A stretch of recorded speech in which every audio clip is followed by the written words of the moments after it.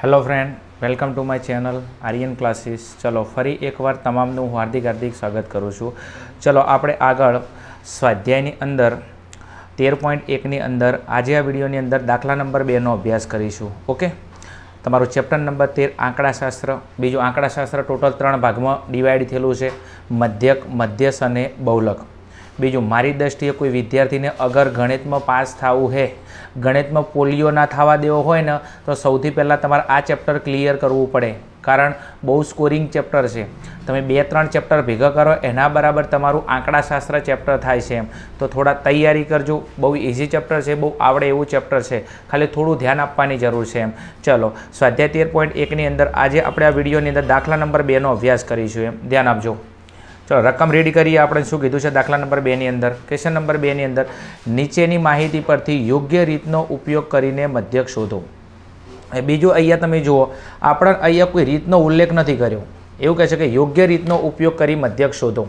બીજું, અંદર હું આપેલું છે એ મને ખબર નથી, બરાબર છે, પણ અહીંયા આપણે મધ્યવર્તી સ્થિતિમાનના માપની અંદર આપણે મધ્યક શોધવાનો છે. એટલે કે મધ્યક એટલે આપણે એક્સ બાર શોધવાનો છે. એક્સ બાર શોધવા માટે આપણે કઈ રીતનો ઉપયોગ કરીશું? તો એના માટે, બરાબર છે, તમે હું નક્કી ના કરી શકે, એના માટે તમારા જે વર્ગ આપેલા છે એ વર્ગ ઉપર તમારું ધ્યાન દોરીએ આપણે. ચલો, અહીંયા જુઓ, દૈનિક વેતન. વેતનની અંદર તમે જો 500 થી 520, 520 થી 540, 540 થી 560, 560 થી 580, 580 થી 600. હવે અહીંયા વર્ગની અંદર તમે જુઓ, અહીંયા આ બે વર્ગ વચ્ચે તમારો કેટલી વર્ગ લંબાઈ છે? તો 520માંથી 500 બાદ કરો તો અહીંયા તમારી ગેપ કેટલી આવે છે? 20ની આવે છે. તો વર્ગ લંબાઈ કેટલી આવે છે? 20 આવે છે. બીજો આ વર્ગની અંદર ચેક કરો, 540માંથી 20 બાદ કરો એટલે કેટલા આવશે? 20 આવશે. બીજું 560માં 540 બાદ કરો કેટલા આવશે? 20 આવશે. 580માંથી 560 બાદ કરો 20 આવશે. 600માંથી 580 બાદ કરો કેટલા આવશે? 20 આવશે. તો જુઓ તમે, દરેક વર્ગની વર્ગ લંબાઈ h બરાબર તમને કેટલા આપેલા છે? 20 આપેલો છે. એટલે વર્ગ લંબાઈ સમાન છે. શું છે? વર્ગ લંબાઈ સમાન છે. બીજી એક વસ્તુ ચેક કરો કે અહીંયા પહેલા વર્ગની અહીંયા તમારી અધસીમા બીજા વર્ગની ઉધ્વસીમા બને છે, એટલે કે આ બંને હરખું છે. દેખાય છે? ના દેખાય તો થોડું ઝૂમ કરો, બિલોરી કાચ રાખો એમ. ઓકે, એટલે આ બંને વસ્તુ શું છે? હરખી છે. જ્યારે આ બંને વસ્તુ હરખી હોય અને વર્ગ લંબાઈ તમારી સમાન હોય તો મધ્યક શોધવા માટે આપણે પદ વિચલનની રીતનો ઉપયોગ કરીશું. તો અહીંયા આપણે કીધું તો યોગ્ય રીત, તો આ યોગ્ય રીતની અંદર આપણી કઈ રીત આવશે? પદ વિચલનની રીત આવશે. બીજું, મધ્યક શોધવા માટે એક રીત છે કે અલગ અલગ રીત છે? તો મધ્યક શોધવા માટે આપણે બેઝિક ઇન્ટ્રોડક્શનના વિડીયોની અંદર સમજાય હતું કે 3 રીત છે આપણા જોડે. પહેલી રીત આપણી જોડે કઈ હતી? પ્રત્યક્ષ રીત, સીધી રીત. ઓકે, તો એની રીતે આપણે મધ્યક શોધી શકીએ છીએ. બીજા નંબરની અંદર રીત નંબર 2 હતી કઈ? ધારેલા મધ્યકની રીત હતી. અને ત્રીજા નંબરની અંદર રીત હતી આપણે પદ વિચલનની રીત. હવે પદ વિચલનની રીતનો ઉપયોગ એટલા માટે કરીશું કે તમારી વર્ગ લંબાઈ સમાન છે અને પહેલા વર્ગની અધસીમા બીજા વર્ગની ઉધ્વસીમા બને છે, બંને વસ્તુ હરખી થાય છે. એટલે તમારું જે આવૃત્તિ વિતરણ છે, આ આવૃત્તિ વિતરણ તમારું કેવું છે? સતત છે. કેવું છે? સતત છે. સતત આવૃત્તિ વિતરણ આપેલું હોય ત્યારે તમે પદ વિચલનની રીતનો ઉપયોગ કરશો એમ.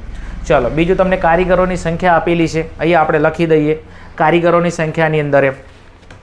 ચલો, તો કારીગરોની સંખ્યા તમને આપેલી છે, અહીંયા તમે જો પહેલા નંબરમાં 12 આપેલી છે, બીજા નંબરની અંદર તમને આપેલી છે 14. કેટલી આપેલી છે? 14. ત્રીજા નંબરની અંદર તમને આપેલી છે 8. ચોથા નંબરની અંદર તમને આપેલી છે 6 અને સાતમા નંબરની અંદર કારીગરોની સંખ્યા તમને કેટલી? 10 આપવામાં આવેલી છે. બીજું, પહેલું અને બીજું કોલમ તમારા બુકની અંદર આપેલું છે. ઓકે, તો કોઈ પણ સમ આવે તમારે બંને કોલમ લખી દેવાના ડાયરેક્ટ એમ. ચલો, બીજું, આ જે કારીગરોની સંખ્યા છે તો એને આપણે કહીશું એફઆઈ. એફઆઈ એટલે તમારી આવૃત્તિ. કોઈ પણ તમે સમ સોલ્વ કરશો તો બીજા નંબરનું કોલમ તમારું આવૃત્તિ એફઆઈનું હશે. ચલો, આ એફઆઈનો સરવાળો કરશો એટલે અહીંયા મળશે સિગ્મા એફઆઈ. શું મળશે? Sigma FI. ચલો, 12 ને 12 24, 2 26, 26 8 34, 34 ને તમે 6 એટલે 40, 40 ને 10 50. તો અહીંયા સિગ્મા એફઆઈનો સરવાળો કેટલો આવશે? 50. ચલો, એના પછી નેક્સ્ટ આપણે કોલમ બનાવીએ તો નેક્સ્ટ કોલમ તમારું આવશે મધ્ય કિંમત. શું આવશે? મધ્ય કિંમત. અને મધ્ય કિંમતને કહીશું આપણે એક્સઆઈ. શું કહીશું? એક્સઆઈ. ઓકે, મધ્ય કિંમતનું સૂત્ર તમારા મગજમાં ફિટ હોવું જોઈએ. સૂત્ર છે ઉધ્વસીમા પ્લસ અધસીમા ભાગ્યા 2. ઓકે, એટલે કે આ બેનો સરવાળો કરીને તમારે 2 વડે ભાગવાનો. ચલો, 500 + 500 એટલે 1020. 1020 ભાગ્યા 2 એટલે કેટલા આવશે? 510. કેટલા આવશે? 510. ઓકે, ચલો, બીજું 520 + 540 તો 1060. 1060 ભાગ્યા 2 એટલે કેટલા આવશે? 1000 ને બરાબર છે 1060 ભાગ્યા 2 એટલે કેટલા આવશે? 530. ના ખબર પડે તો હવે એક કામ કરવાનું, તમારી વર્ગ લંબાઈ કેટલી છે? અહીંયા 20 20 છે. તો એક કામ કરીશું, હવે આપણે કેટલા ઉમેરતા જઈશું, 20 ઉમેરતા જઈશું. તો એક કામ કરીએ, 510ની અંદર 20 ઉમેરીએ તો કેટલા આવશે, 530. ચલો 530ની અંદર 20 ઉમેરીશું, કેટલા આવશે, 550 આવશે. બીજું 550માં 20 ઉમેરો કેટલા આવશે, 570 આવશે. 570માં 20 ઉમેરો એટલે કેટલા આવશે, 590 આવશે. ઓકે, સમજાય છે? પહેલાં તમારે 2નો સરવાળો કરીને 2 વડે ભાગવાનો, પછી તમારે જો વર્ગ લંબાઈ કેટલી છે, 20 છે, તો દરેક સંખ્યામાં કેટલા ઉમેરતું જવાનું, 20 ઉમેરતું જવાનું. ઓકે. બીજું ક્યારે આવું કરવાનું, જ્યારે વર્ગ લંબાઈ સમાન હોય ત્યારે. જો વર્ગ લંબાઈ સમાન ના હોય તો તમારે દરેકનો સરવાળો કરીને 2 વડે ભાગાકાર કરવો પડે. ચલો, એના પછી નેક્સ્ટ આપણું કોલમ આવશે યુઆઈ. શું આવશે, યુઆઈ? તો યુઆઈ બરાબર થશે xi માઇનસ a ભાગ્યા h. શું થશે, યુઆઈ બરાબર xi માઇનસ a ભાગ્યા h. સૌથી પહેલાં તમારે એ ધારવો પડશે. એ તમે શેમાં ધારશો, xiના અવલોકનમાંથી. તો xiના અવલોકનની અંદરથી તમારે એ ધારવાનો, અને કયો ધારવાનો, વચ્ચે વત્તની સંખ્યા ધારવાની. કઈ? વચ્ચે વત્તની સંખ્યા ધારવાની. ઓકે. અને એને તમારે કોના વડે ભાગવાનો, h વડે ભાગવાનો. h કેટલો છે, 20. એટલે આ રહ્યો xiના દરેક અવલોકન એટલે a, એટલે કેટલા, અહીંયા 550 બાદ કરીશું અને એને કેટલા વડે, 20 વડે ભાગીશું. પણ તમારું આવૃત્તિ વિતરણ સતત છે, સતત આવૃત્તિ વિતરણ, વર્ગ લંબાઈ સમાન હોય તો એ ધાર્યો એના અમે મૂકવાના 0, ઉપર અવલોકન માઇનસમાં મૂકવાના, અને નીચે અવલોકન તમારા શેમાં મૂકવાના, પ્લસની અંદર મૂકવાના. ઓકે. જ્યારે વર્ગ લંબાઈ તમારી સમાન હોય એટલે કે સતત આવૃત્તિ વિતરણ આપેલું હોય. ઓકે. તો જો એ ધાર્યો એના એક્ઝેક્ટ સામે 0 મૂકવાના, ઉપર અવલોકન માઇનસમાં મૂકવાના, નીચે અવલોકન પ્લસમાં મૂકવાના. ઓકે. ચલો, એના પછી નેક્સ્ટ. હવે નેક્સ્ટ કોલમ તમારું આવશે અહીંયા FI/UI.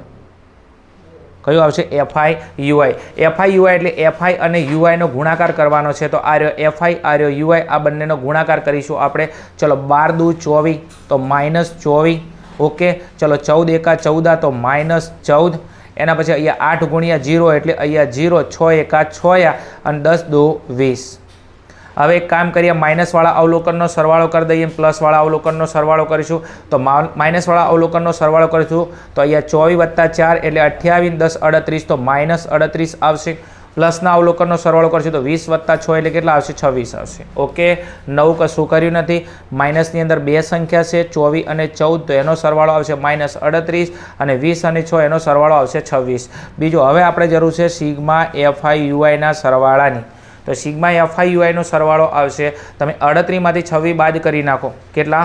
38માંથી 26 બાદ કરી નાખો તો અહીંયા 8માંથી 6 જો એટલે કેટલા વચ્ચે, અહીંયા 2 વચ્ચે, કેટલા વચ્ચે, 2 વચ્ચે, અને 3ની અંદરથી 2 બાદ કરો એટલે કેટલા વચ્ચે, 1 વચ્ચે. ઓકે. એટલે કે 38માં તમે 26 બાદ કરો તો કેટલા વચ્ચે, 12. અને મોટી સંખ્યા માઇનસમાં છે તો 12 કેવા છે તમારા, માઇનસ.